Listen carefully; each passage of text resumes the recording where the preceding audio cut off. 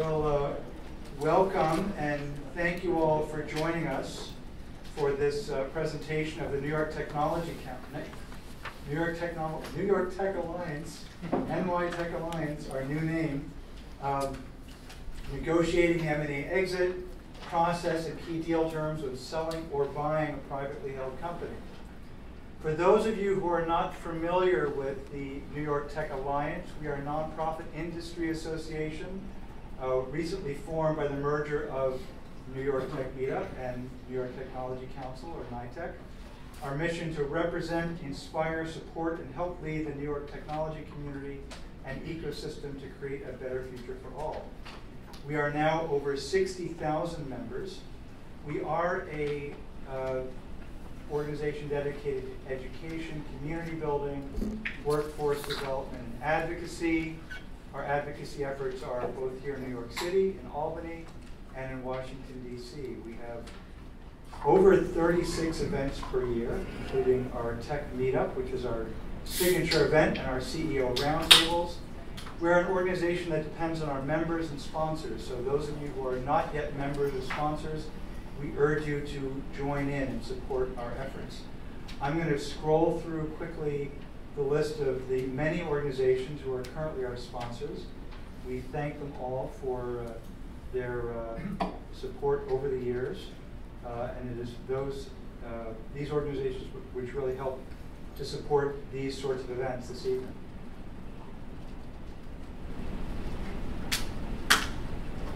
And the list goes on and on. It's impressive. Yeah. See, why isn't your organization on this list? That's the question you should be asking yourself right now. Now, in particular, we want to give a shout out to Anshin, our host this evening. Anshin has really great depth in this space, so we're really pleased for the great relationship we have with them. And they are the frequent hosts of the Legal Track and other Tech Alliance events. So, Chris, do you want to come up and say a few words? Do quick introductions, and then we will get into our content this evening. Again, my name is Paul Ellis. I'm the principal of the Paul Ellis Law Group. We are an 8-lawyer boutique firm here in Midtown. We have a lot of depth working with early-stage technology companies. We work in areas including formation, financing, intellectual property protection, licensing, employee matters, and of course, mergers and acquisitions. Our client base is companies, its founders, investors, key personnel for employment issues. We have a lot of connections into the tech space, so in addition to helping with legal issues, we can often assist with introductions to investors, to accountants and other service providers. I should also mention I've got a couple of my colleagues here with me this evening, David Martin and Mark Kowal, maybe Mike Sussman, not sure if he came in. Anyway, we're pleased. I'm pleased to be here this evening and to be part of this panel. We have a great panel to address these issues this evening. Bob, why don't we start with you? We'll just take it right down the line. If you just want to say a few words, introducing yourself. Hi, I'm Bob Stern. Our parent company is Projects and Knowledge. It's a company that has rolled out 4 companies over the last 30 years, and each one has been sold to much larger organizations. Yeah, hi, Ben Boissevain. I'm managing partner with Boyce Capital. We're an investment bank focusing on M&A advisory in the technology sector. Hi, my name is Tom Farrell. I am a wealth advisor with Witham Wealth Management. We are the wealth management division of Witham Smith & Brown, an audit, tax, and advisory firm here in New York. And we work with a lot of business owners, including a lot of businesses that are associated with tech and startups. Thank you. My name is Greg Wank. As Chris Noble mentioned, I'm a partner at Anshin as well. And I also head the firm's food and beverage services group, as well as our transaction advisory services group. So I'm involved in very many M&A transactions and other investments every day. Yeah. All right. So thank you all again. Again, we're really pleased to have a great panel this evening. Sorry, I'm just going to make the volume louder. Okay, great. So We were just chatting a little bit before we started, and I think this topic is really timely. There is so much going on in the marketplace right now. You know, we were just observing how each of our firms, from our perspective, are just super busy with a lot of M&A work right now. This is a great time to be in the market, whether you're buying or selling. There's a lot of activity, there's a lot of interest. So I think this is a really timely event. I will say to you, this is an event, this is the first time we've done this topic. There's an event that I've done a number of times on long-term planning for an acquisition.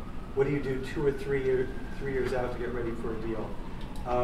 This is now, we're getting closer, really talking about how do you get the deal done? What's the process? How do you negotiate the LOI? So I think it's going to be it should be really interesting. I think also, you know, just to should be good. Yeah. Okay.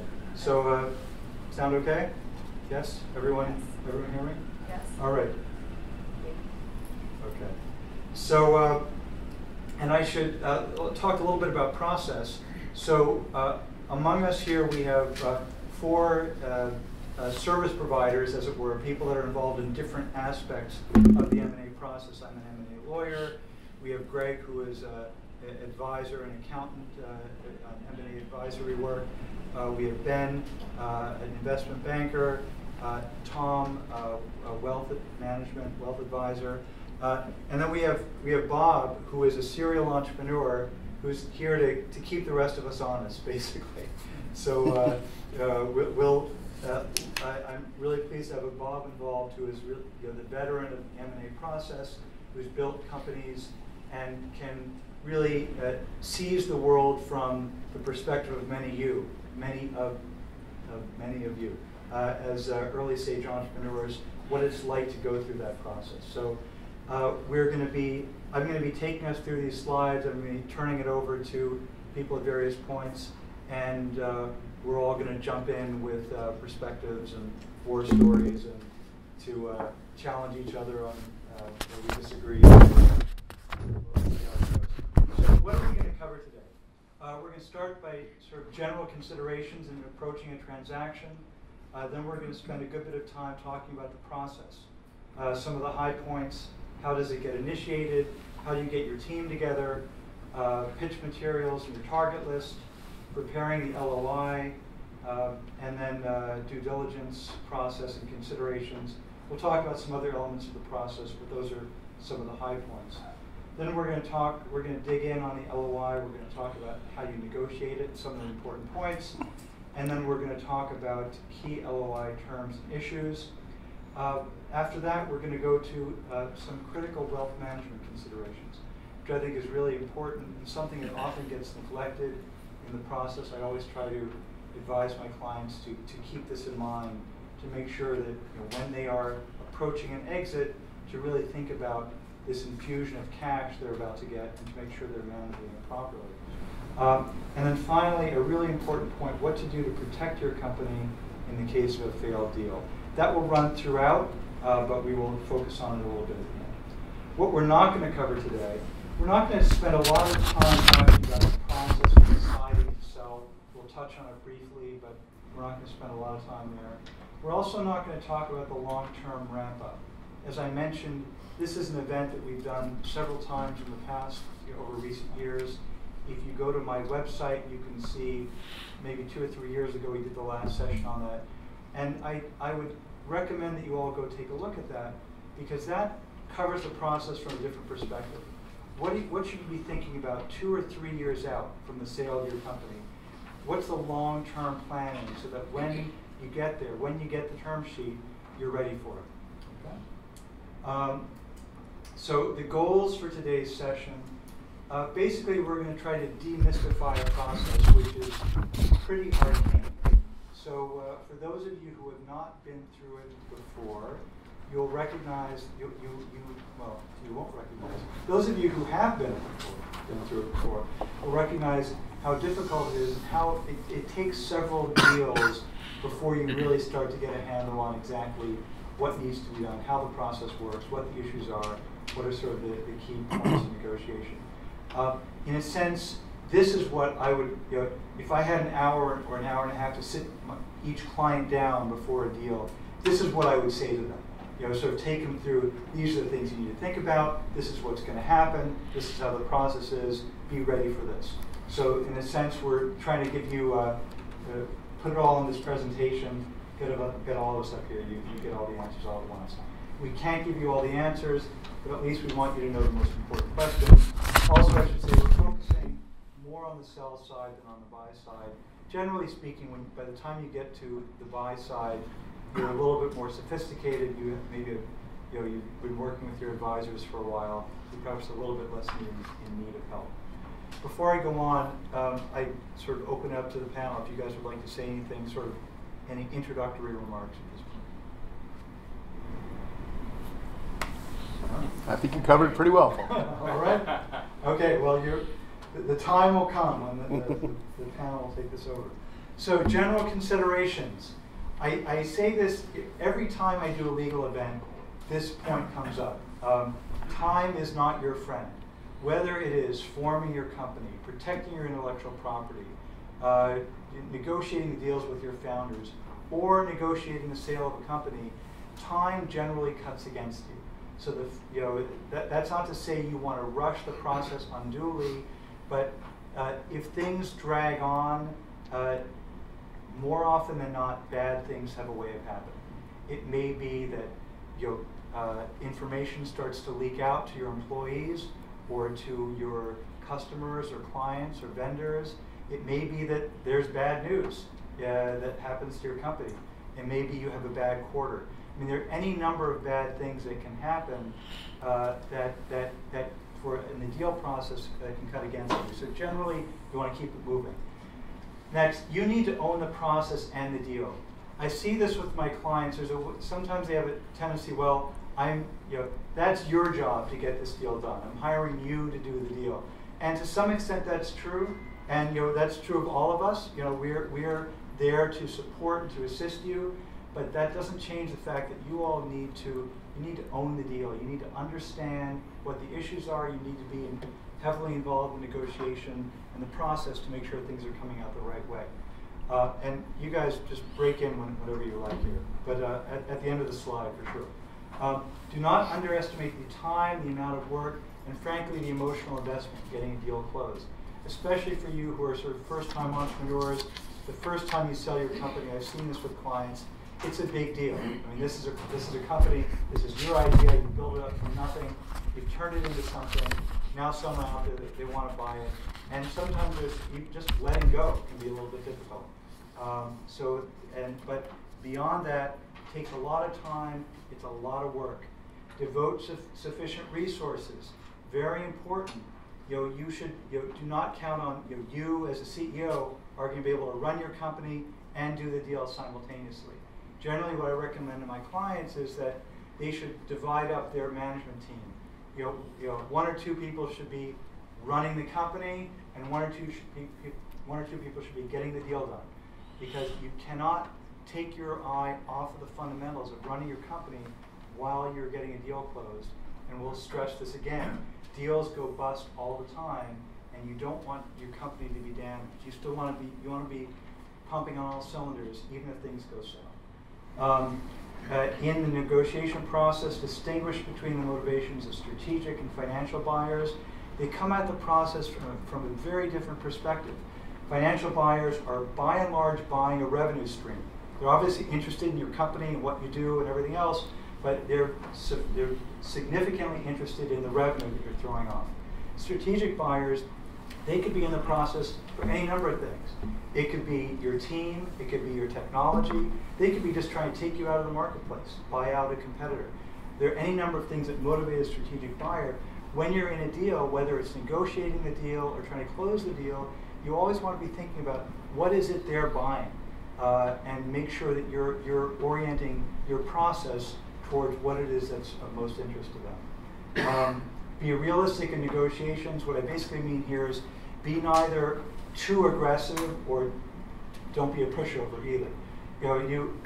You may not get everything you want, and that's accept the fact that you may not get exactly the price you had in mind, but if you get 95%, maybe that's okay.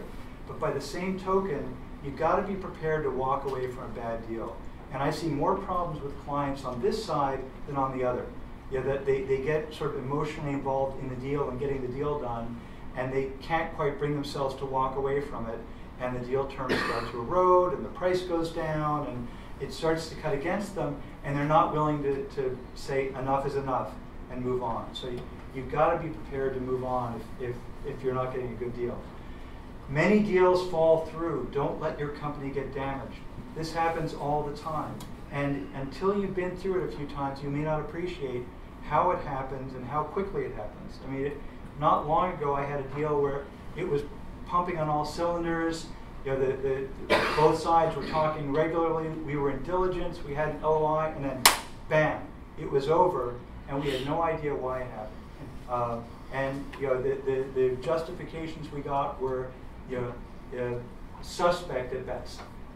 And so be prepared for the fact that it could happen. It could come out of the blue, and you got to be ready for it. You don't want to think things to go south. Work for the best. Work toward the best, but prepare for the worst. All in. Team, you all must have something to say at this point. I think the key to avoid a lot of mistakes is a competitive process. So if a deal does not go through with one buyer, you have other buyers lined up, and I'll speak a little about that later. But if you just go down the road with one buyer, and they pull the deal for some unknown, mysterious reason, you're caught flat-footed. And the other thing they'll do, and I've done this on the buy side, is they'll take you down the daisy path, and then 10 days before the deal's going to close, they're going to cut your price by 10%. And you'll have a choice of completing that deal with this buyer or not doing a deal at all, right? And they've got a lot of leverage to that point. I like Paul and I are casualties or survivors, I guess, of this last deal that he was talking about. Can't figure out which one we are yet. I wasn't going to name names. Yeah, it's okay. It sounded familiar to me. Advice that I would give is that is everybody all in, and are they a strategic buyer? This particular buyer was somewhat of a strategic buyer, but not really. And the key to me, which Paul and I talked about with other members of his firm, was I don't see them spending any money. Yeah. I don't see them spending money on lawyers. I don't see them spending money on accountants. And when you get to that point, you need to be able to say, I don't see you spending any money, so how are we going to get to closing in the next 3 weeks or 4 weeks? And in fact, I think that's what blew up our deal. I said, I need to have a purchase agreement today. Okay, we'll have it to you on Thursday. And Thursday came and they didn't come forward with a purchase agreement. So you have to really know who you're doing business with. A strategic buyer is really your best buyer. I feel our other deals were all strategic buyers. And in this case, they were what's known as a search fund, which I could give a 4-hour lecture on search funds now. And stay away from them if you can. But at any rate, I think everybody has to be in it, and you have to know that they're as much in it as you are. Yeah, I think that's absolutely right. I think in this instance, now that Bob has gone to it, what really instructive, as you said, myself, my colleague who was running the deal, and Bob and his team, we were all getting the feeling there's not enough investment on the other side. We're producing information. We're getting stuff done. We weren't feeling it from them. And finally, we said to Bob, you gotta call him out on this. And he did, and that brought it to a quick close. So, all right. So let's dig in terms of initiating the process. It's as I mentioned before, it's very useful if you're thinking about it, months or even 1 or 2 years in advance. Getting your company ready, getting documents ready, thinking about who your potential buyers are of your company, and even identifying them. If you're going to initiate it, you want to be thinking in advance about who they may be. Having said that, often the process is going to be initiated by the buyer. Out of the blue, you'll get a call. We'd like to talk. So you don't necessarily control that process. That's not bad news, but it just means, that's the reason that you should try to be ready. Make sure you have an NDA, non-solicitation agreement in place at the earliest. It's very easy to get seduced in. They want to come in, they want to talk to you, you start talking, you end up telling them a little bit more than you expected to, they get to know who your team is. If you don't have that document in place, you are at risk. And if the deal comes to a close at that point, you've already given them important information. The decision to sell is critical, but can be difficult. We spoke about this a little bit. There are a lot of conflicting considerations, and there are different interests among the stockholders. What may be life-changing money to you and your team, may not be the big exit that your investors had in mind. Now, generally that gets figured out, but to some extent, the interest of the various stakeholders in the company may not be the same. That's something you need to keep in mind at that moment. And making that decision certainly involves some predictions going forward.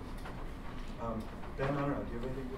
Yeah, a good thing to look at before you do a deal, you enter a deal, is what kind of shareholder or board approval you'll need for a deal.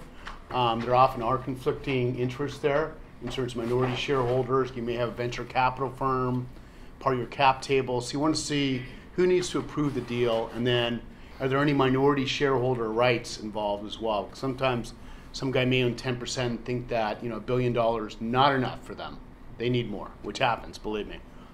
So look at the rights involved, get a good lawyer involved, and look early at how you can actually get the deal approved on your side, on the sell side.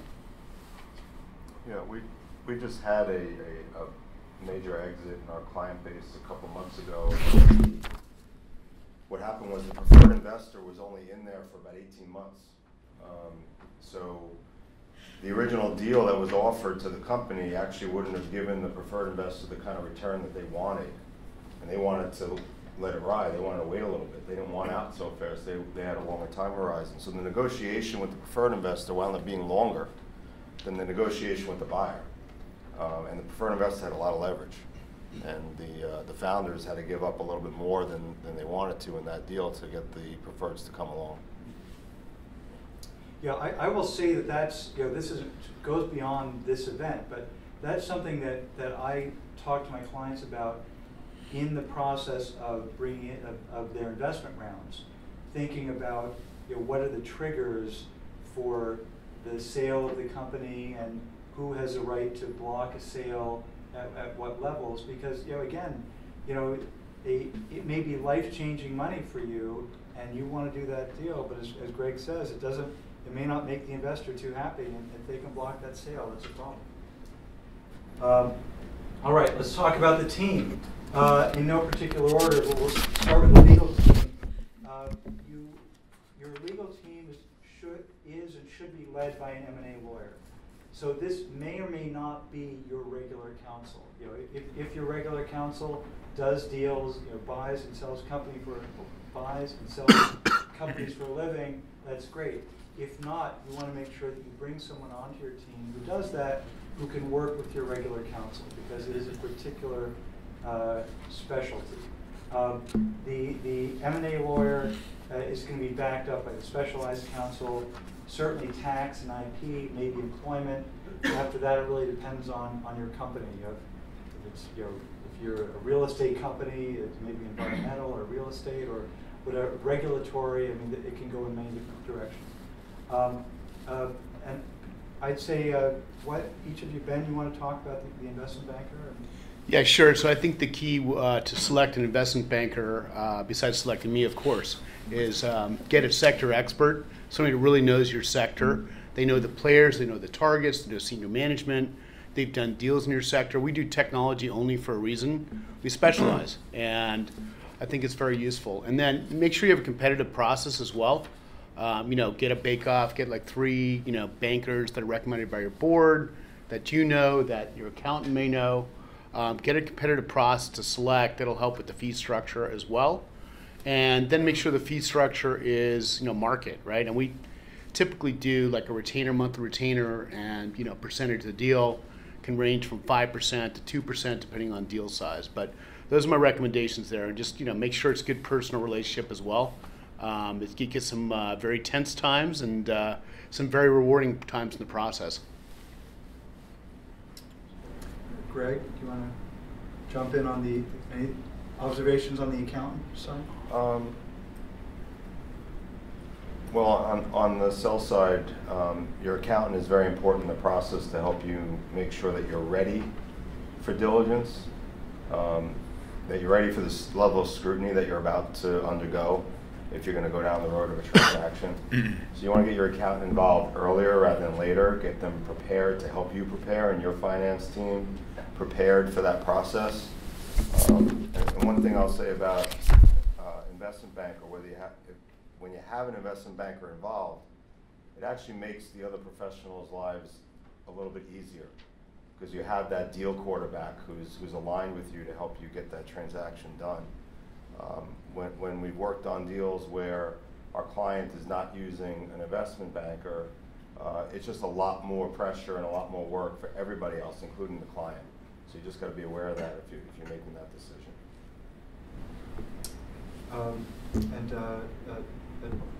Yeah, Bob. I just want to say on the other side, you really need a first-class team internally.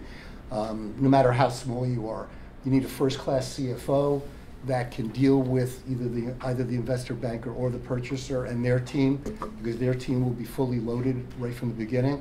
And you need, in my case, we have a great COO, we have a great chief revenue officer. All these people put in a tremendous amount of time to get that information to the investment banker, to the accountants, to everyone, to the lawyers. And if you don't have that in place, you can't do it yourself. If you're a founder thinking you can do all the financials yourself, it's really almost impossible. Tom?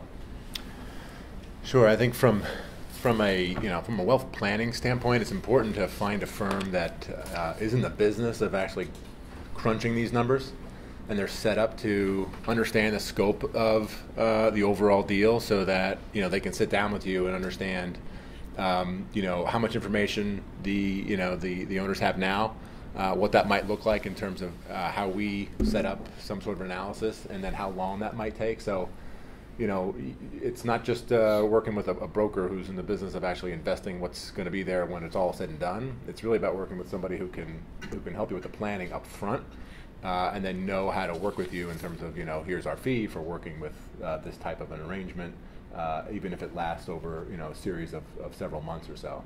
So I think it's important that you're working with folks that, are planners, and they do this all the time. Yeah, I chime in on 2 points. I think too often, again, to go to Tom's point, people, you're getting a big slug of money. Make sure you take the time that you're getting the right advice, so that you really get the benefit of that exit. Because there are things that you can do at the time of the sale, or even some months or a year or two back, that will set you up for a better tax treatment of the proceeds of the sale. So having someone like Tom involved early on is helpful. With respect to the investment banker, I will say this: I will occasionally have clients that will say, gee whiz, do I really need a banker? Maybe I can save some money on the fee. I really counsel people that you're going to leave money. You're in all likelihood going to leave money on the table without a banker involved to help to structure the process, to identify the buyers, to negotiate the deal. Yes, you do end up paying a fee, but generally speaking, it's cheap at the price. That's my experience. I think that's it. All right, Ben, can I turn this slide over to you? Sure. Yeah, absolutely. So this is the M&A process on the materials, preparing the materials, as well as the target list. Both are very important. By materials, I mean the marketing materials for the company, how you're going to present the company to the M&A market. And believe me, the M&A market is a market. And the quality of the materials and your positioning of your company in that market is incredibly important for valuation. So typically we ask the company, request for information. We get a Dropbox loaded up with everything from marketing to financials to executive team. We take those materials, put it into an executive summary. It's typically a 4 to 5 page document, blind profile. And then we get an NDA, and then we also get a confidential information memorandum. It's about 20 to 30 page document, really explains the company in detail. And then you're ready to hit the market with those materials. But it's very important to have high quality materials. If you go to an IBM with subpar materials, they won't even look at it. They'll just go next. They get a lot of proposals every week. They probably get a couple of hundred. So if you want to go right to the top of the stack, the quality of the materials are really important. And not just the quality, but the positioning. How does this fit with IBM? It's a little bit like a job interview. So if you're going to approach IBM, how's IBM going to benefit? If you don't know how it's going to benefit IBM particularly, then you're off base. You need to spend time on researching how it's going to benefit IBM. How can you help? The target list is also very important. That's a list of potential buyers. A couple of pieces of advice there. Go domestic, go international. We sold a lot of companies internationally. You often get more value. We just sold a company to a Canadian company. We just sold a company to a Spanish company, multi-billion-dollar, to a German company. Often they pay more to enter the U.S. market. So if you're a U.S. company, definitely go international. It's going to really increase your valuation of the competition. That's a piece of advice there. And then look at adjacent sectors. I think, say you're in security, network security. You want to look at adjacent sectors. And I've got a good example of that. We had a company in Switzerland that was in mobile analytics. So we obviously went to all the analytic vendors, which were interested, IBM, et cetera. But we sold it to a company that was in network security on the mobile side. It was a company called Gemalto, which is in Holland. It's a multi-billion-dollar company, and they just made a board decision, 2 weeks before we approached them with our executive summary to go into mobile analytics, right? And here we come with this company doing mobile analytics. It's a match made in heaven. They paid more than everybody else because it's a new sector for them. So look at slightly adjacent sectors for buyers as well. I think the key goal, the third bullet point is really important, is that create a competitive process. Make sure it's a smooth, confidential, competitive process. Make sure you have buyers coming in. We usually have a typical funnel of, call it 50 potential buyers in our target list, funnel it down, send them the blind profile, send them the NDA, confidential information memorandum, narrow it down. In the end, you're going to get typically 2 or 3 bids, right? And you want 2 or 3 bids. You want to get best and final offers. And you want to make sure that, you go down the road with one, you got backups, as I said earlier. You want to make sure you got plan B. And it does happen. So that's the key, is create competition in the process, which is relatively easy to do if you've done it before. Don't go down the road with one buyer. It's very dangerous. So that's my summary. We can take some Q&A as we go. So if people have questions, feel free to. Terry? Yeah. So I noticed that I've been on the seller side. I'm sorry, on the buyer side. Okay. I've now switched, as Paul knows, to the seller side. But the fact is that on the strategic buyer side, we look at earnouts and we look at strategic investments as well as total purchase. Sure. And depending on where we're at and what sector we're in, we look at all those scenarios. Right. With your experience, and I have my own point of view on earnouts, by the way, but they're a fact of life, all right? As well as strategic investment, where you own 20% or whatever else in partnership. So do you have a point of view, as it relates to size of company where it makes sense to consider if you want a strategic investor, whether or not earnouts are a way to go, or whether or not if they say, for example, no, we're not interested, but because we think you're too risky. Right. But we'd be willing to hold out for 3 years at this point in time for you to get the full benefit of your. Yeah, I think I'll give an example. Go ahead, Saul, please. I think what I'll do is, Terry, thanks. It's a great question. We have a whole sort of slide on earnouts. Okay, that's fine. okay. Sure, wait for that. No problem. So Sorry. we'll get there, but Didn't see the agenda. An important issue. Thank you for that. Got one pretty quick one. Tom Shelter from Courses. Anyway. So what are some of the warning signs of a strategic acquirer who is kind of leading you on? Either they're on a fishing expedition, they're looking for competitive information. So the scenario would be, let's say, a small and mid-sized software as a service business with lots of competitors that Right. are kind of, you're intruding on their space, we're a competitive threat, taking market share. They want to size you up maybe. And how frequent or how common is that scenario in your experience? You know, you got to be careful. You do. You know, it's like they definitely will try to get to the confidential information memorandum to see what you're doing. That's a little bit different, and you got to be careful how much information you release. So there's a couple things you could do. One is to make sure that you're looking at the senior management, not the mid-level management. You know, if you're just dealing with mid-level management, never goes to senior, you've got it. That's a red flag for me, and it's got to be pretty quick too. You know, if you know, listen, it got to be realistic. If the CEO of IBM's not going to necessarily take your call if you're a small SaaS company, right? But it's got to be senior guys in IBM that are taking an interest in the transaction. Otherwise, you're being led on, right? Just for the information memorandum. The other thing you could do is on your side is a slow release of information, so you don't put your valuable jewels on the table for the first meeting, obviously, right? But a lot of people do. It's surprising. I mean, that's why an NDA is important. You want to make sure that I've had deals where they call it a black box deal, where the black box is here, 6-month process, lawyers, accountants, everybody's doing the deal, and the black box is here, right? Does the software work actually?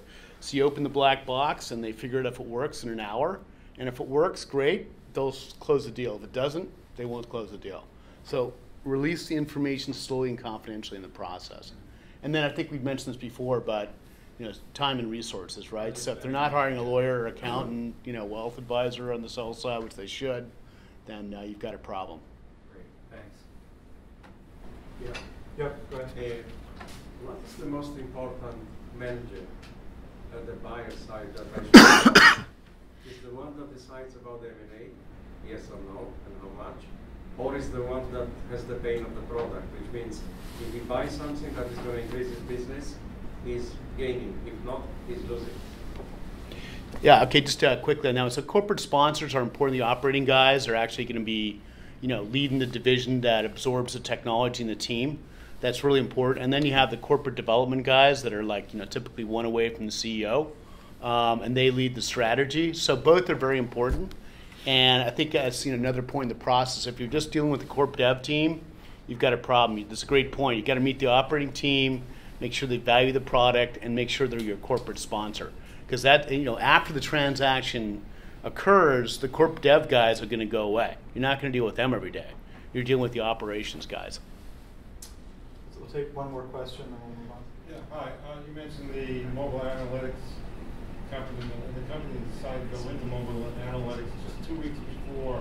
Where do you get that kind of intelligence? Is it largely investment banker's role? Does the company have a role in finding out who's out there that's a potential buyer? Well, I think the key is some of it's luck, right? So then in that case, it was a bit of luck. Like, hey, we were smart enough to go after this adjacent sector as the banker, which helps, but you don't always get that, right? Sometimes they don't want to go into the analytics sector. But in terms of the targets, we always have the company cooperate, and we put it on Google Sheets as an example to make it a very transparent process, and that they know exactly who we're going after and who we're not going after. Sometimes there's a do not approach list, right, for good reasons. Like they may have already had bad dealings with them. It's too competitive, to your point. They're like direct competitors. So, hey, maybe approach them later or not at all. There's a do not approach list. That's really key. And then you rank the targets as well, like the ones you approach immediately, 2s later, 3s they reject you reject them. So there's a process there. All right, so we're gonna move on. We're talking about the LOI. Deals can be done differently. Often it's going to be a signed LOI. It can be binding or non-binding. Sometimes they'll just be done with a term sheet, a simpler document. Generally presented by the buyer. Purpose, LOI is not essential, and different people have different views on it. Sometimes people will say, well, let's just skip the LOI and go on to the definitive documents. My view generally is that you know, you want something, whether it's an LOI or a term sheet. It helps to define the deal terms, it summarizes them. Make sure you have agreement on the deal terms before you actually invest in drafting documents. Provides a template to the lawyers in drafting. It can facilitate regulatory requirements and financing.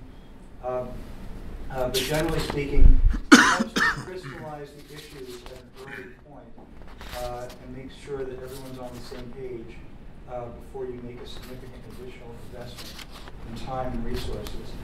Now, it can be binding or non-binding, but people sometimes say, well, you know, is this a non-binding term sheet? You know, not such a big deal. Well, even a non-binding term sheet is a significant, that you've signed is a significant document. Even the terms that are non-binding, they have a certain moral authority. You know, if you signed a document that you've committed to certain terms, you're going to be hard pressed to claw back from those terms if you want to do so.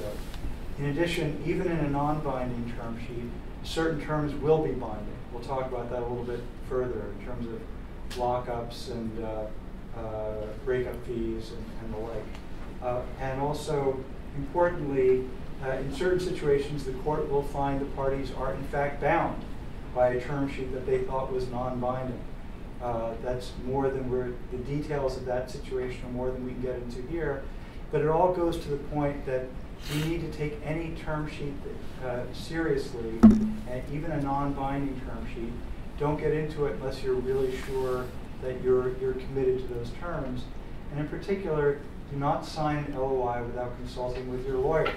I hate to appear that I'm shilling for my profession, but on this one, I'm just going to call it out. I've had several situations over the years when a client has come to me with a signed term sheet, and maybe it's a non-binding term sheet, and they say, "Well, it's non-binding. You know, it's okay. We can, renegotiate as necessary." Well, it's not that easy. You know, the first call, they'll say, "Well, I spoke with my lawyer, and he thinks instead of doing it like X, we should do it by Y." And the other side says, "Jim, I've got this term sheet here that you signed. It says we're doing it like X." And that term sheet was non-binding, but we heard that every step along the way. So do not sign a non-binding term sheet unless you're sure about what you're getting yourself into, and certainly don't sign it without showing it to your lawyer. Any thoughts, guys? Yeah, I'll make one quick point. I think, so what we're doing these days is like putting all the terms and conditions on a Google Sheet, right? And I just did a Google Sheet for a client in Taiwan, and there's a Singapore buyer, blah, blah, blah. And, kind of got pretty far down, but then we summarized it on the Google Sheet. So we sent them our position on the Google Sheet.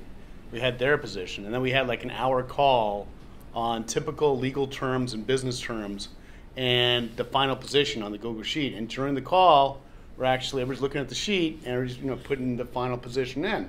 Very hard to argue with later on, right? And I've had situations where, particularly international deals for some reason, where people are like, I didn't say that. I didn't say, a 2-year exclusivity period. I said 18 months. And you can't argue with Google, right?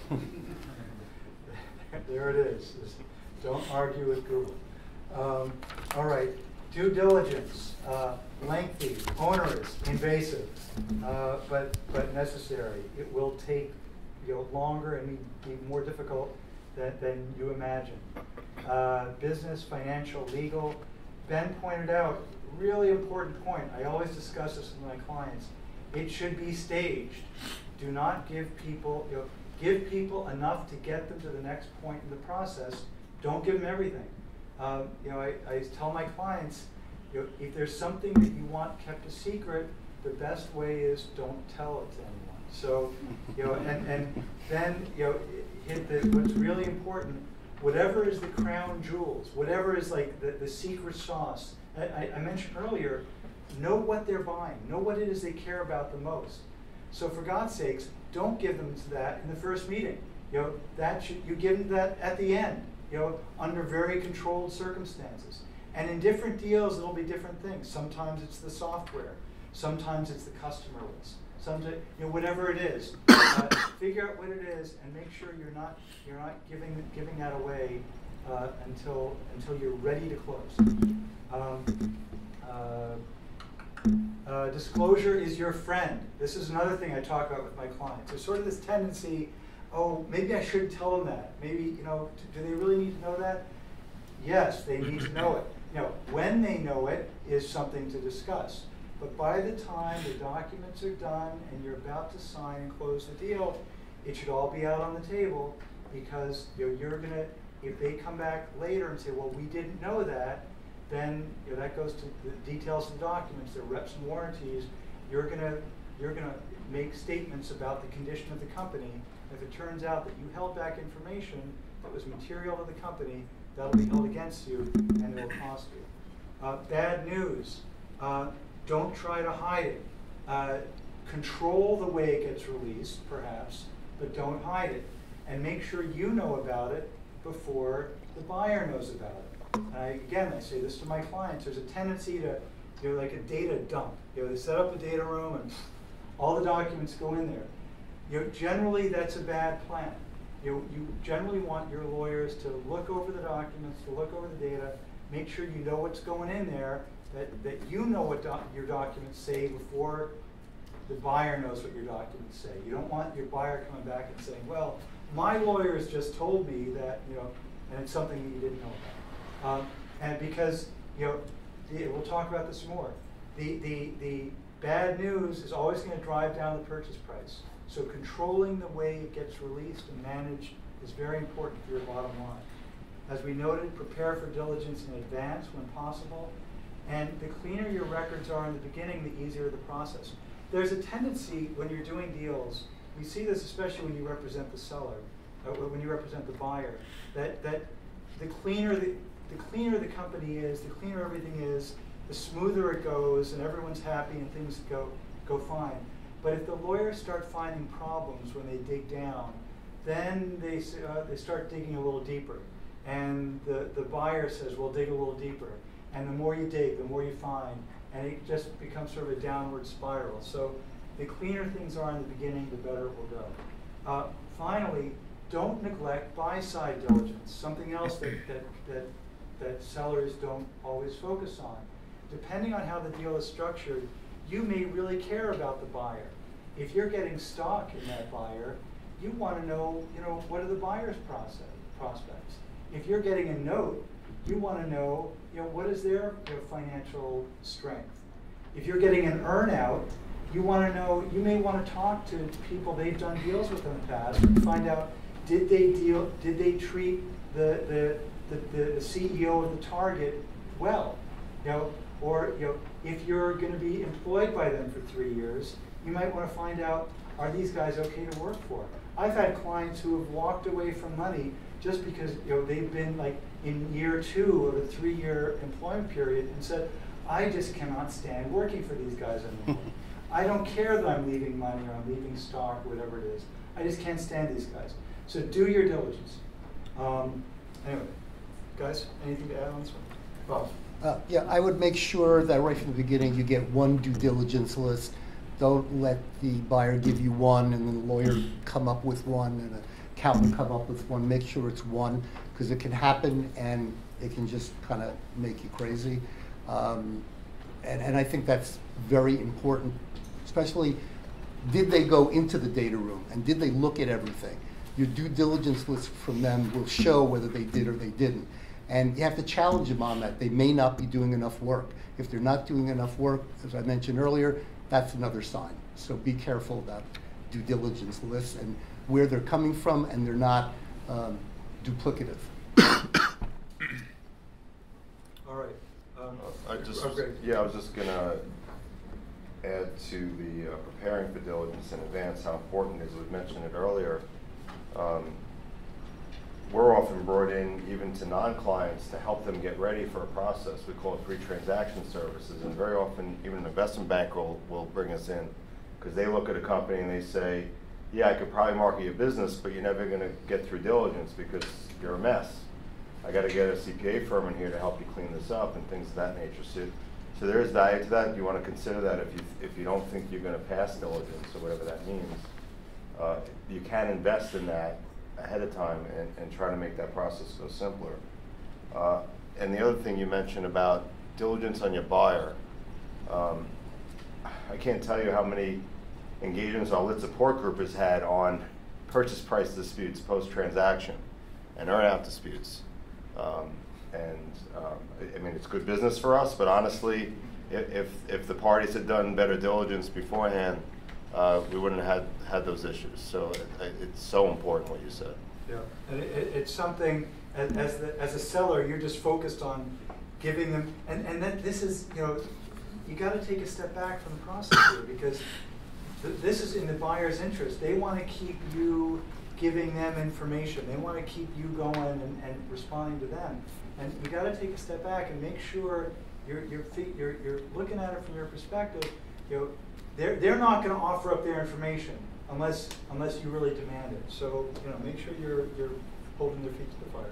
Yeah, I think it helps to look at due diligence in terms of different departments of a company. So I'll give you an example. Marketing is a department, financials are a department, technology, senior management teams departments. So look at the different departments. You're always going to have a weakness no matter what. And as Paul correctly pointed out, the disclosure process is really, it's part of its good faith.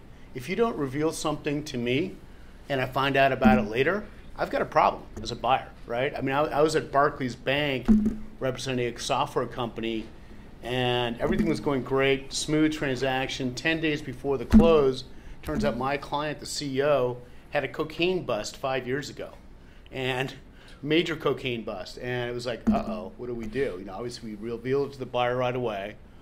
The deal went through, luckily. He said mea culpa, the deal went through. But if he told me a little earlier, it would have been a little smoother process, let's put it that way.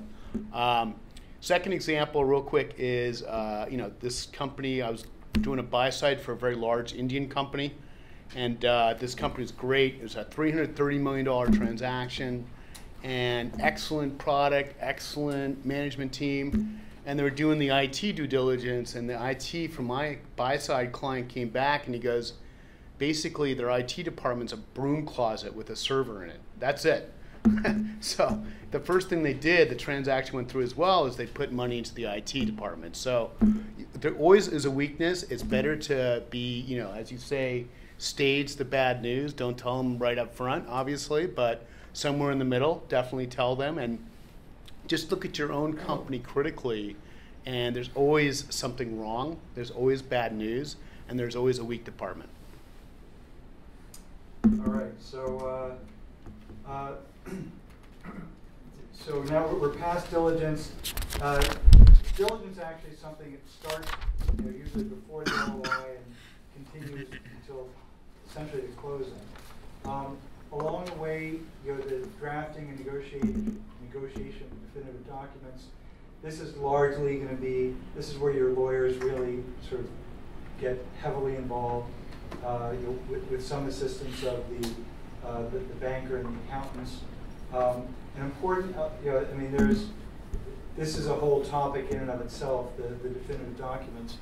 We're not going to get too deeply into it at this point. An important responsibility that you all have is the disclosure schedules, which is where you basically, you'll have documents that will have what we call reps and warranties, where you will commit to the condition of the company. We have no litigation. We own all of our assets. There's no infringement of our intellectual property, whatever it is. You're going to have disclosure schedules where you identify the exceptions. We have no litigation except a certain lawsuit. We own all of our assets except for this. Our intellectual property is all owned by us, except we have one small infringement action. Whatever it is, these disclosure schedules are very important, and you need to spend time and attention on them because, again, that's where you are defining you're identifying the bad news. You're identifying any problems with the company. And that's part of the process. Every company has issues. But if it comes up after the closing, it becomes a basis for them to come back and say, you didn't tell us everything about the company. You violated your reps and warranties. Now you owe us. So, again, I said disclosure is your friend, and this is where it comes up in the disclosure statement. You'll sign the documents. Then there's a period between signing and closing, unless you have a simultaneous deal, where you'll go out and get consents from third parties where necessary, especially in an asset deal where you're selling the assets. You'll have to go and get the counterparties to all the contracts that you have or to at least to some of them to agree to the assignment of the contracts over. Important part of the process, time-consuming, a place where you can lose some value if you don't get all those consents. Regulatory issues come up at this point. It really depends on the type of company you're selling, what the issues are. I sold a money transmitter company a few years back where it's a 50-state process of all the money transmitter licenses that went on for months and months. So some industries are much more regulated than others. So that's something that happens between signing and closing.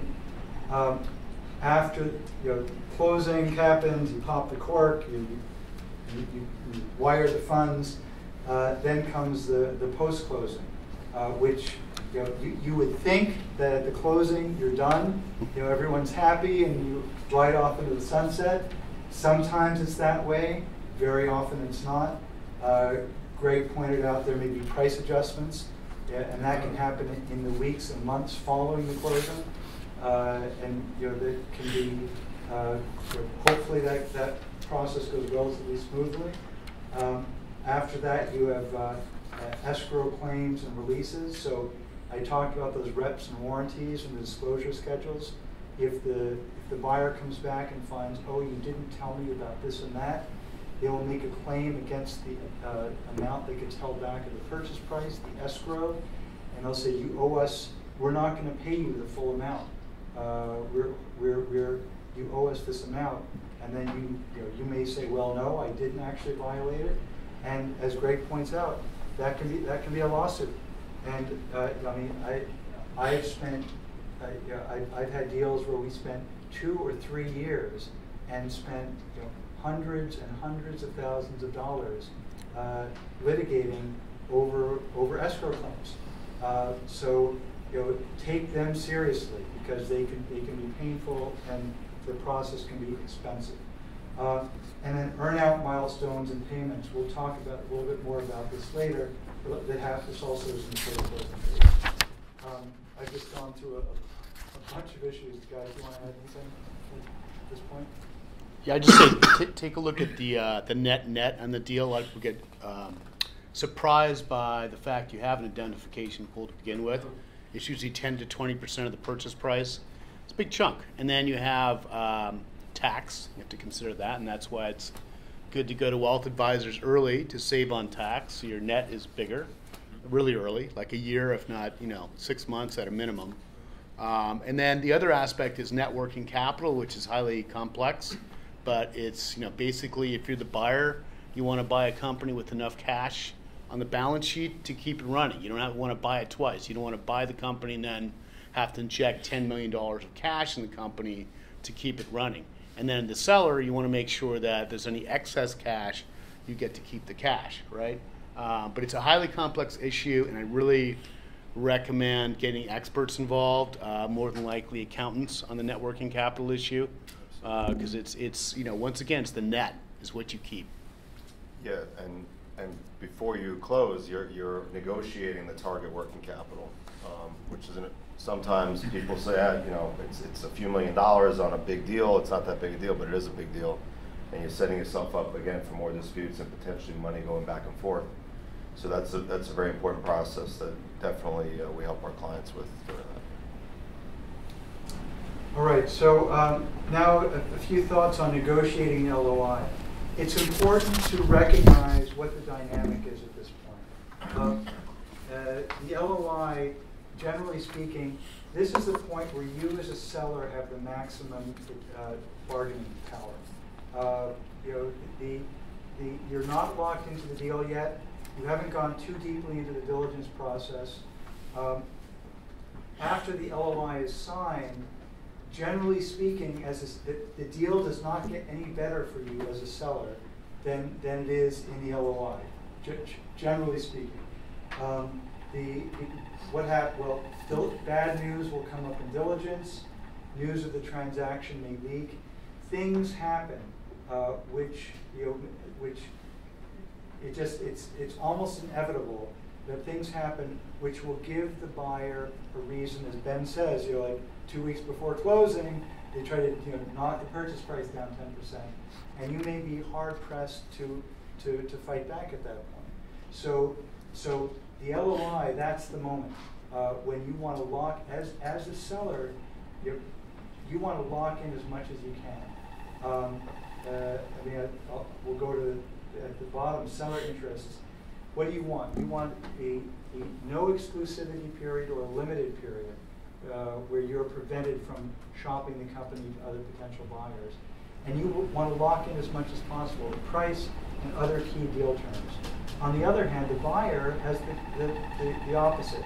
They're going to want a long exclusivity period.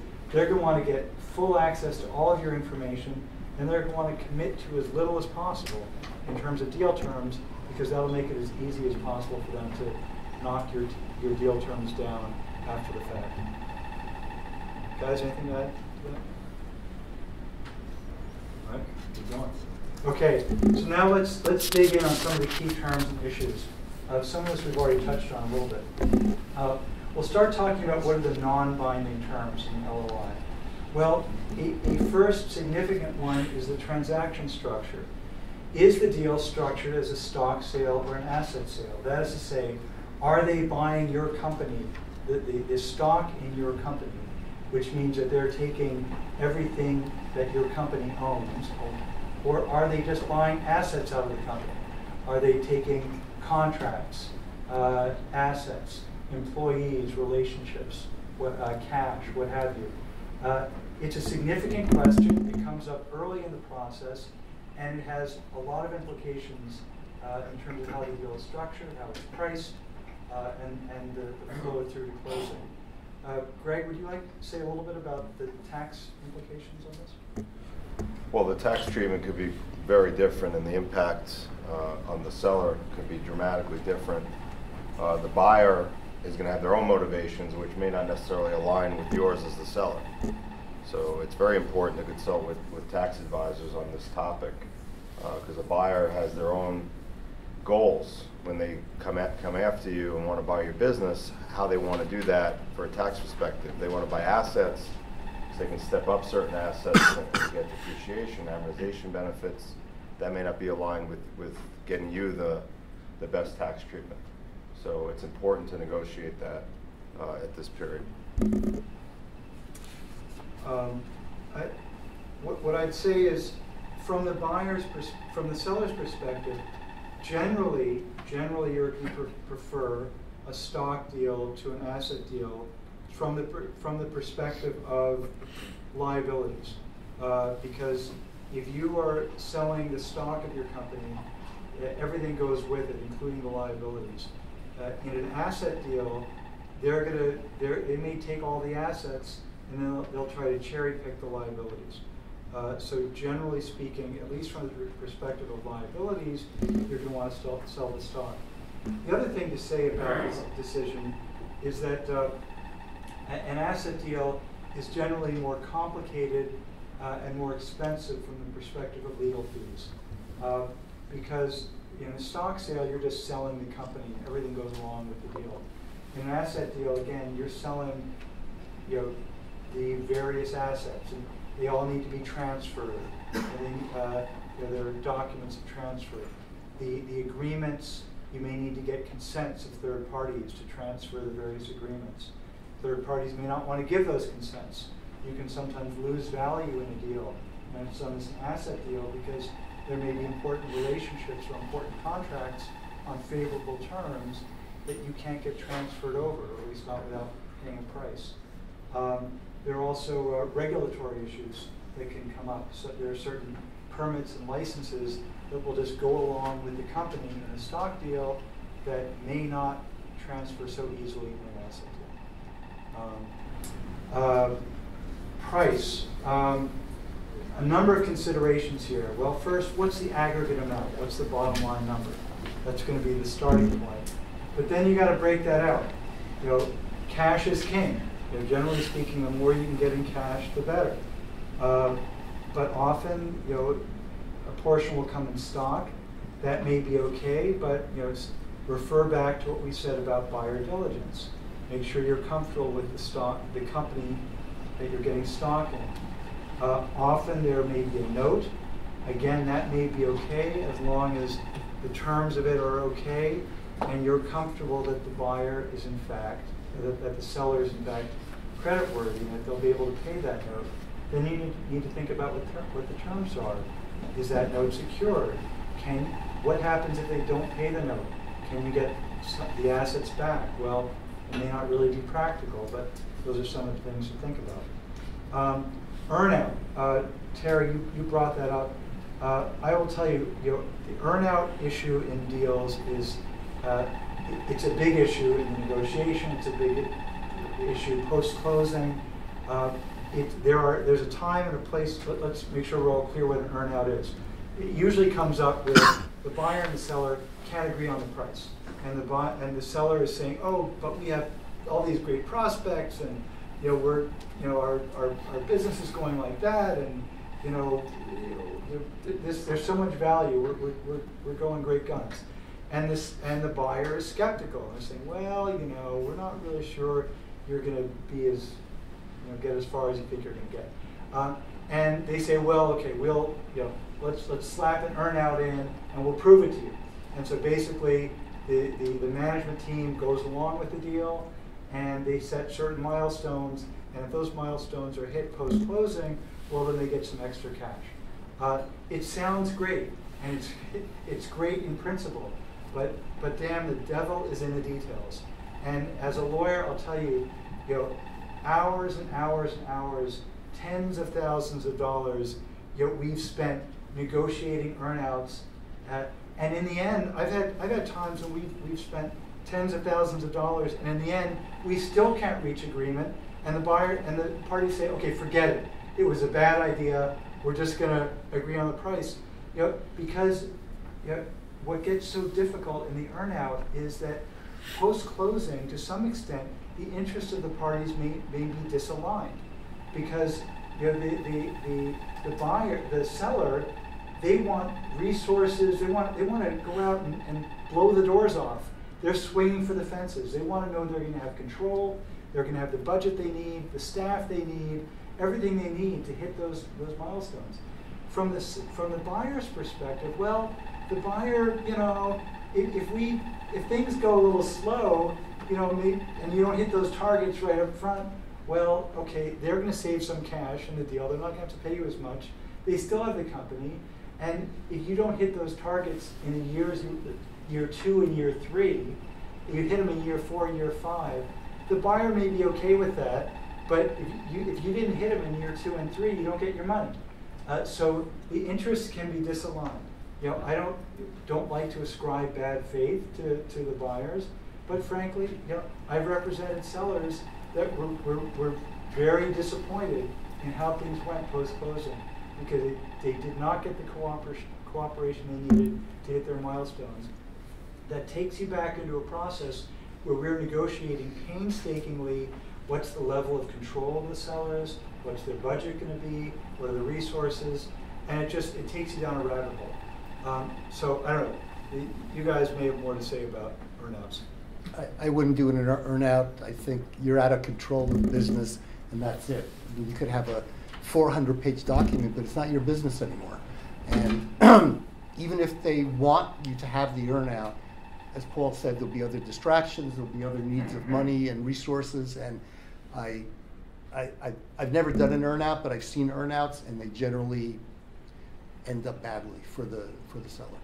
Yeah, I've done earnouts that have worked and that have not worked, and most of them do not work, right? For the reasons you mentioned, you have no more control of the business. It's a source of disputes, legal disputes later on, but some do work. So I think it's really a price adjustment mechanism. So if you're doing an earnout for 50% of total deal consideration, you're way off base. you shouldn't go there, right? You got a pricing problem, not an earnout problem. You got a pricing problem. He thinks the value is lower, you think it's higher. So don't do the deal. Walk away. If it's 20%, 10%, you look at it as icing on the cake, okay, you can do that. Try to keep the earnout period short, not 3 years, because that's impossible to predict what's going to happen in 3 years. And the other thing is structuring that earnout. It's got to be, and I've seen this, is that the CEO of the sell side company, especially in technology, they're always like, wow, we're going to do the hockey stick. We're going to do the hockey stick, and great, okay, you might do the hockey stick, but you might not. And the problem is you base your earnout on that hockey stick, and then 6 months after the deal closes into that earnout period, he realizes there's no chance in hell he's going to get the earnout. He's demotivated. And it's not good for the buyer, it's not good for the seller. So what we tend to do is do very conservative milestones.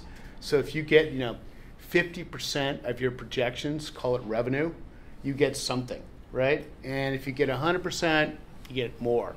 If you hit out of the park, 150%, you put a cap on it, you get a lot.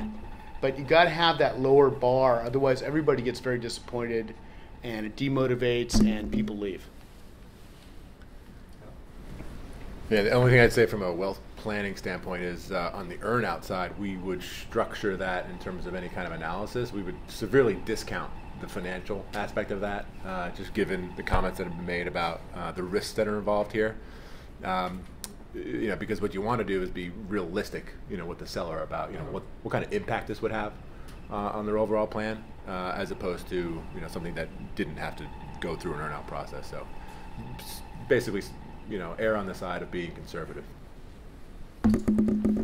All right, and then the last item, we've already touched on this a bit, is the escrow amount in the time period. How much is getting held back in case, it turns out there are problems for the company that come up after the fact. Again, you want it to be as little as possible and released as soon as possible. All right, we're going to go on to some other of the non-binding terms in the term sheet.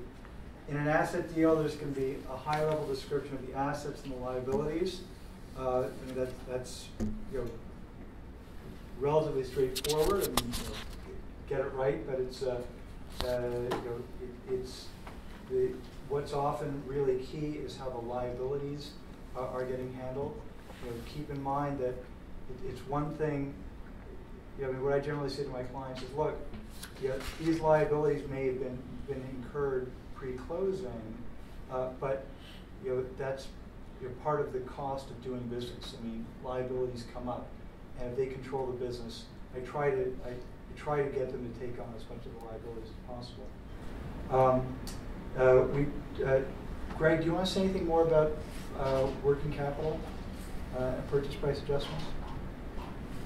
Well, I guess the key with that is measuring what the business truly needs to operate, even if it's historically operated at a higher working capital position because the company's been a stronger business. It may not be what you need to hand over to the buyer, so you may be able to actually get some cash off the table that way as well. We've had many clients that have successfully, come up with an incremental $1 million, $2, $3 million because the business, the buyer's saying, okay, your average working capital the last 2 years is $5 million.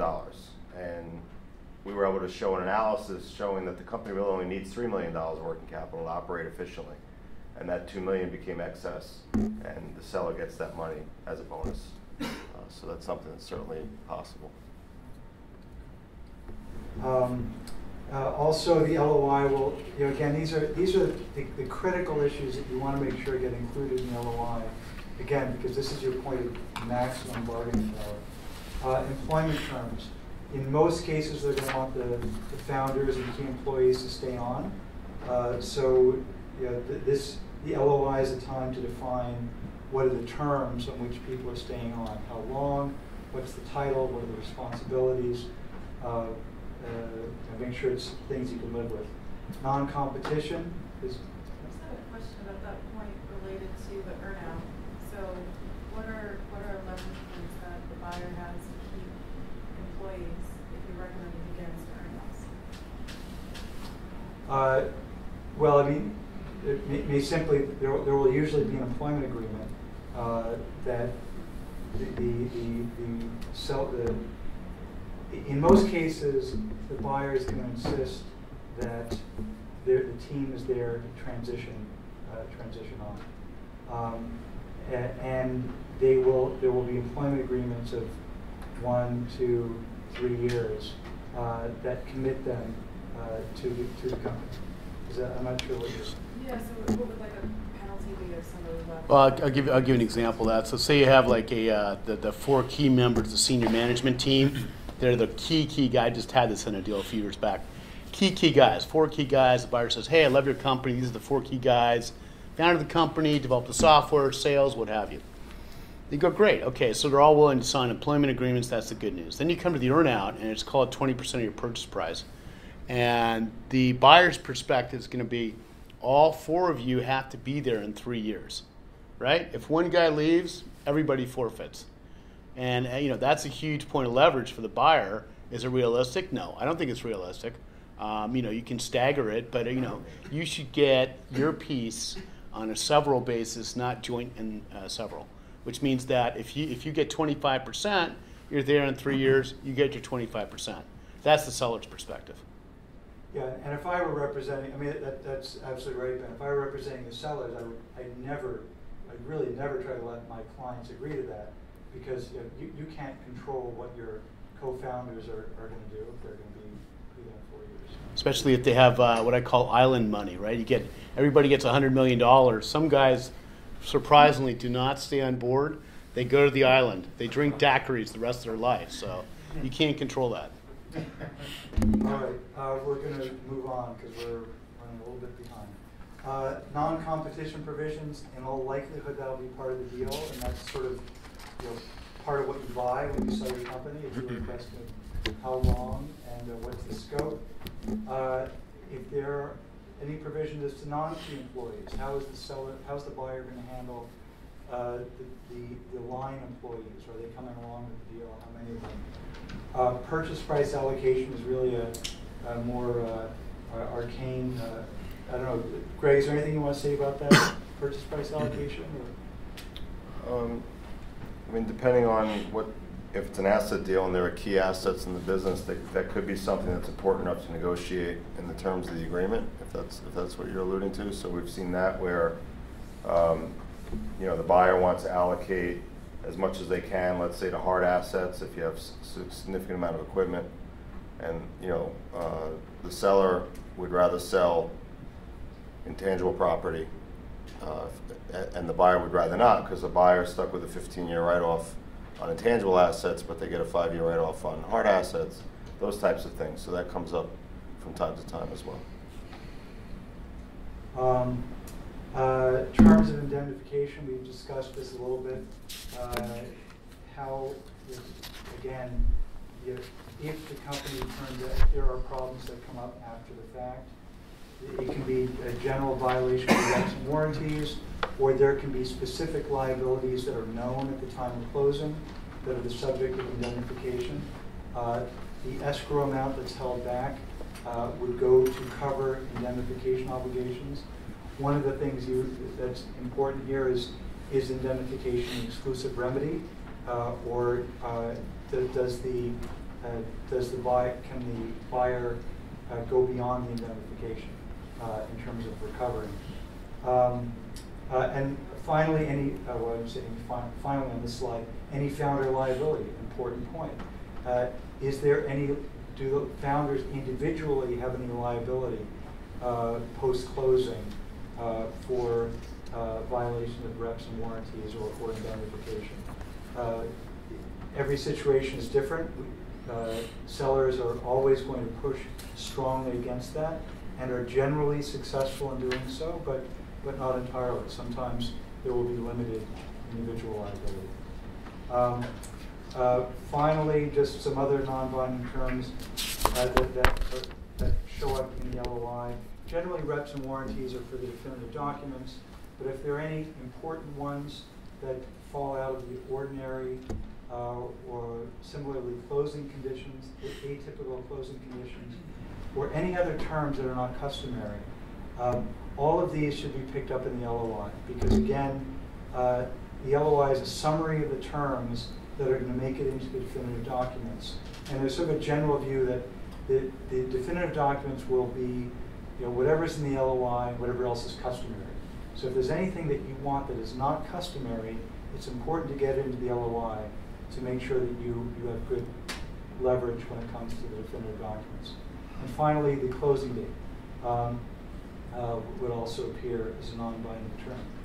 The binding terms, we said this is a non-binding LOI. There are some binding terms. Is there an exclusivity period in which you as the seller are not able to talk to other potential buyers?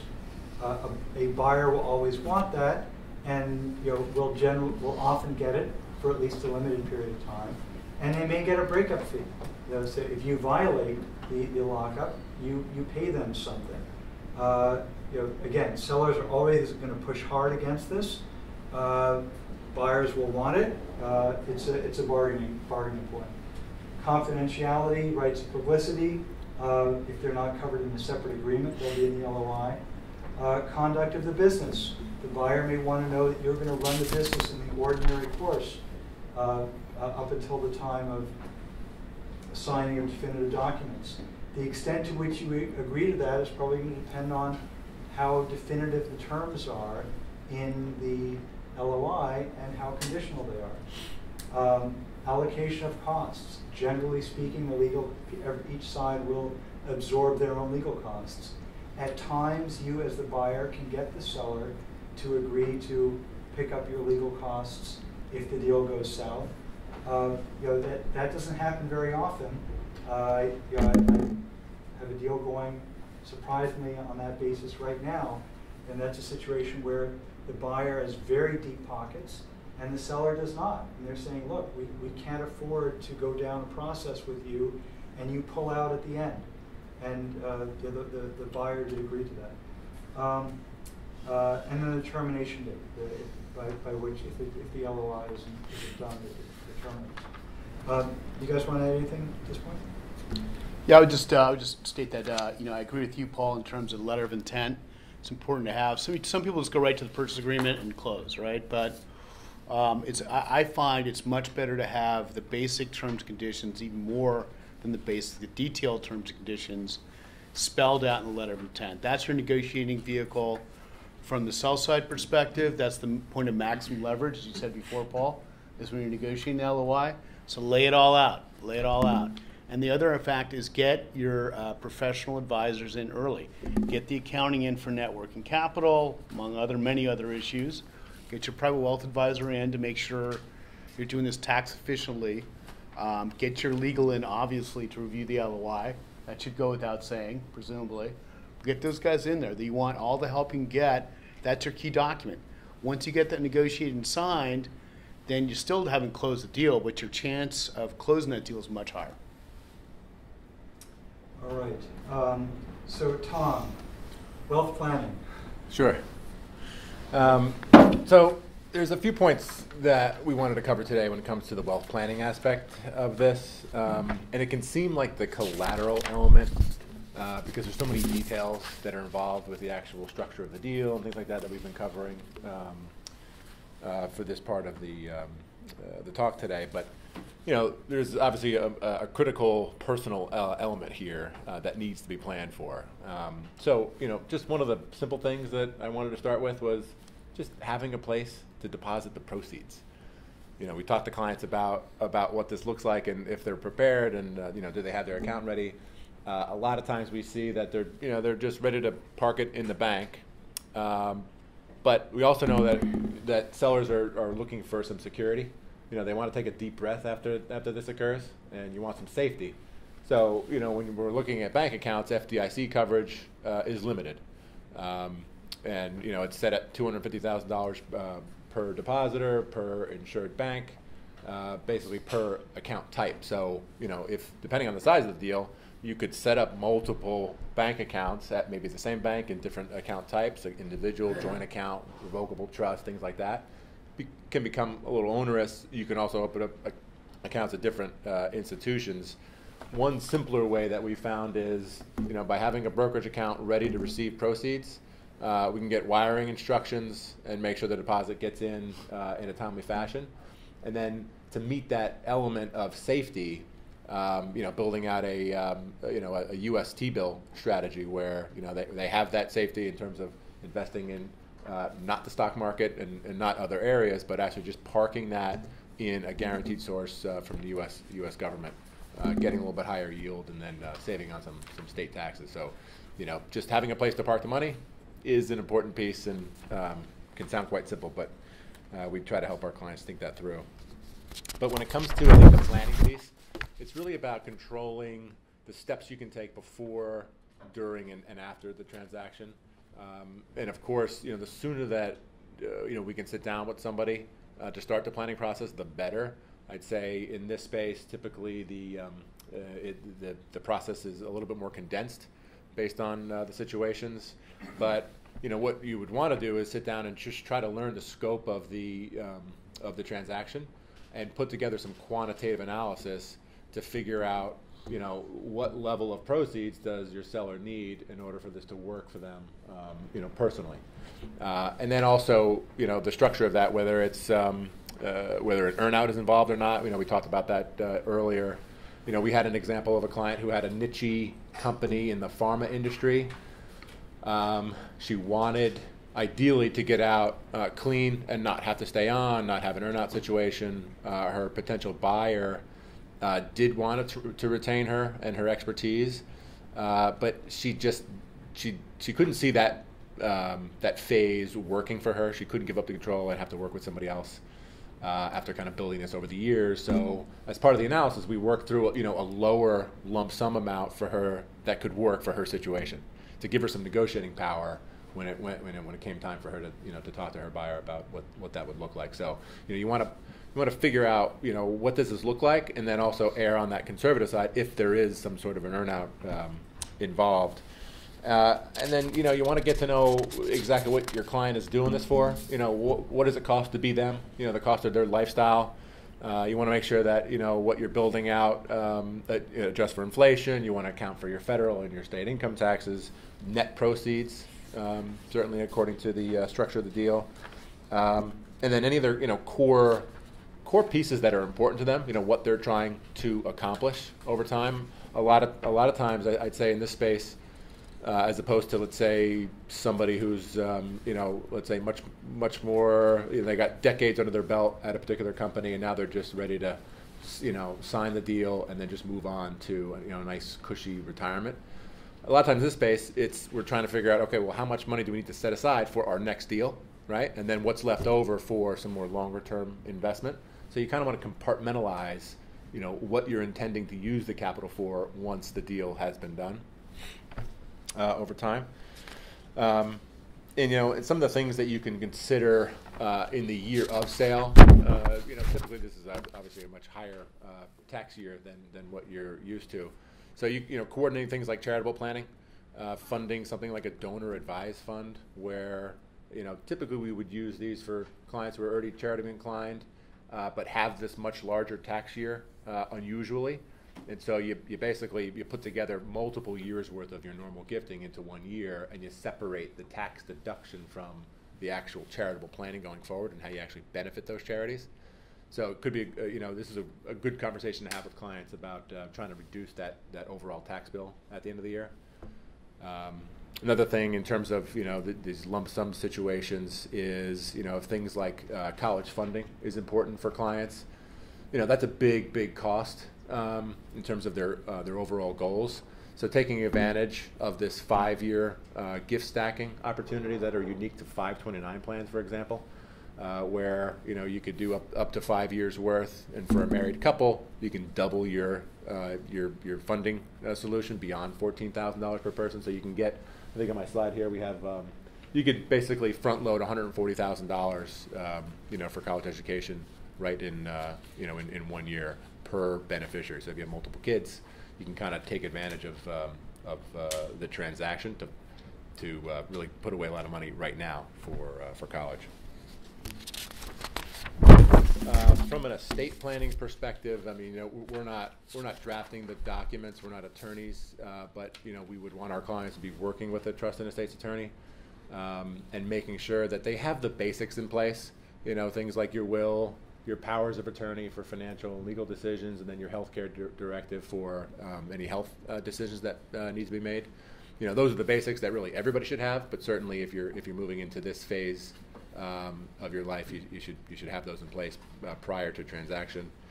And then in terms of some more advanced opportunities, given the level of the size of a deal and where the federal exemption is today at $5.49 million per person, you know, there's opportunities to take advantage of some trust planning, to move shares into trust irrevocably if you can afford to do so. And you know, part of this is through that quantitative analysis is crunching the numbers and stress testing how much you could afford to gift away if it makes sense for your situation, and then taking advantage of actually moving you know, that particular part of your wealth out of your estate for the benefit of, you know, a family for future generations. So trust planning is something that you might want to pay attention to, and really kind of wrap your head around the concept of, you know, what does this mean? Is it right for me? Because it is an irrevocable decision.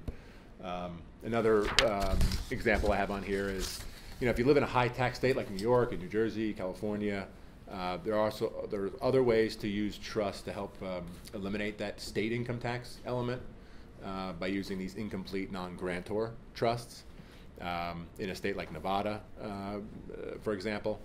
So there is some planning you can do prior to sale to set yourself up to save on some taxes in different ways with the use of trust, and with an attorney that you know is practice area is this trust and estates focus. And again, some more charitable trust planning. You know, if you want to get a little more complicated beyond a donor advised fund, there's other type of charitable trust you can focus on as well.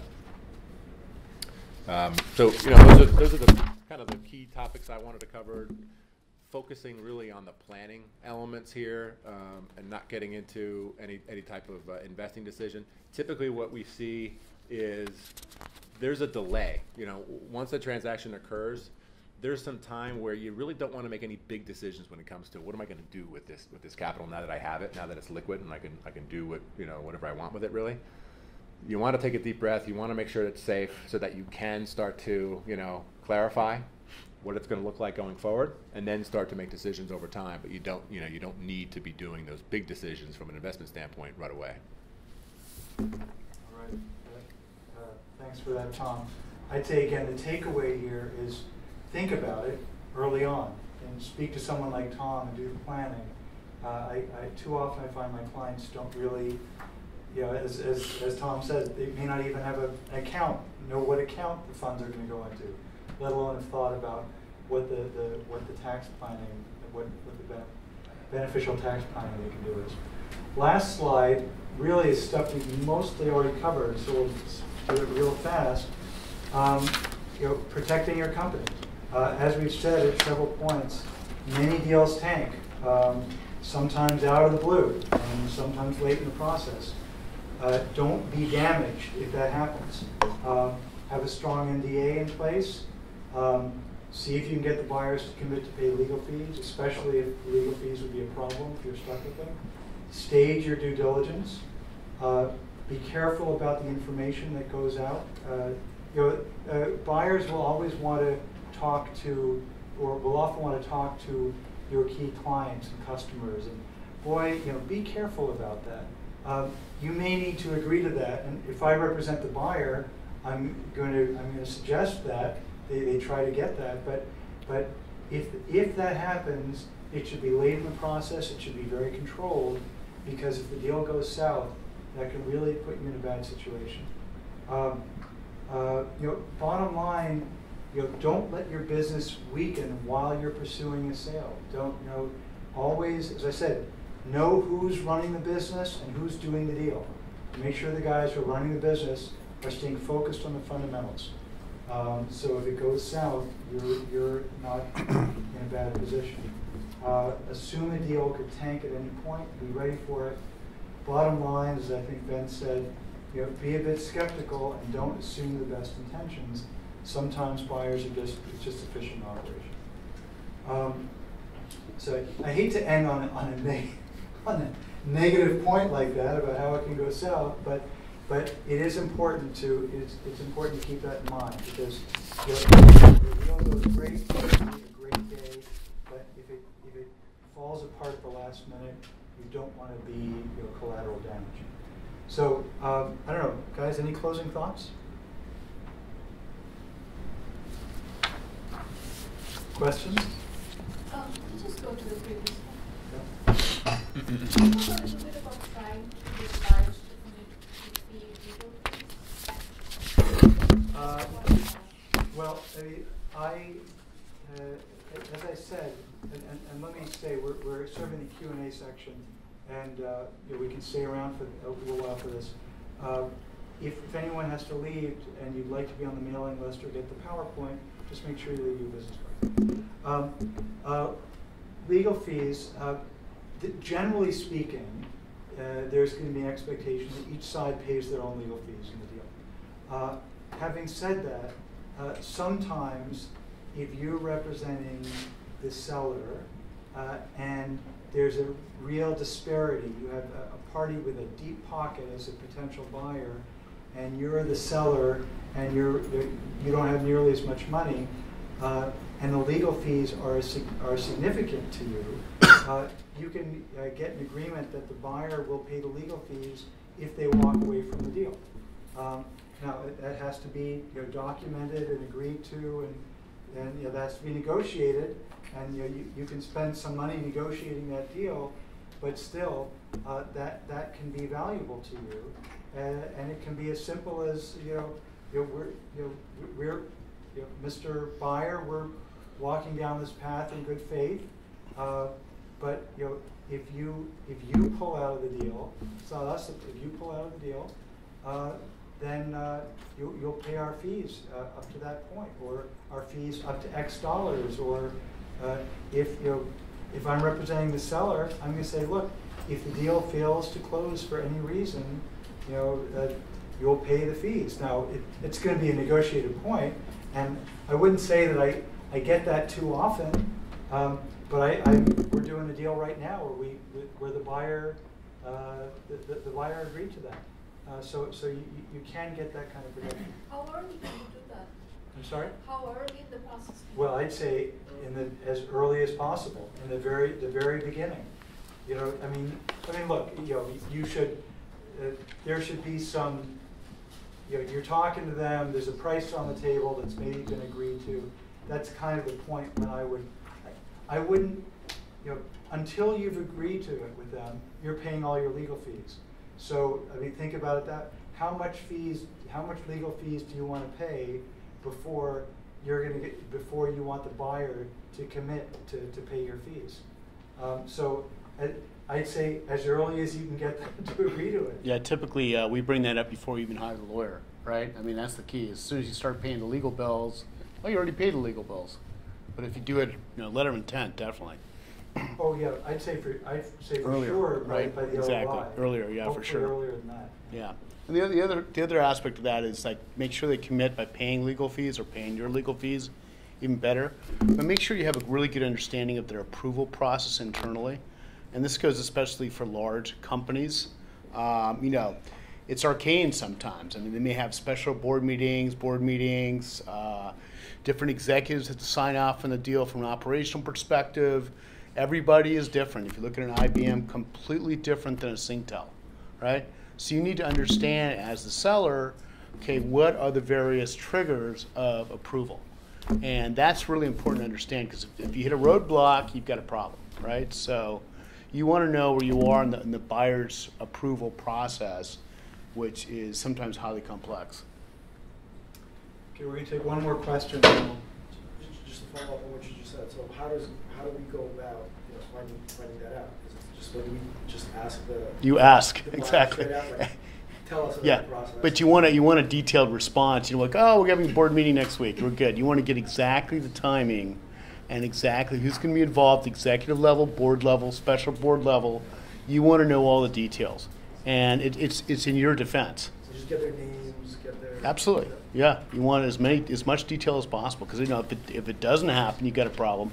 And the other thing is, from your perspective as the seller, If there's one key operating guy that's like the guru of your particular field, you want to get his buy-in. And you have an opportunity before the approval process starts to go to that guy and wow him and get him excited about your technology. And your chance of the deal just went up dramatically.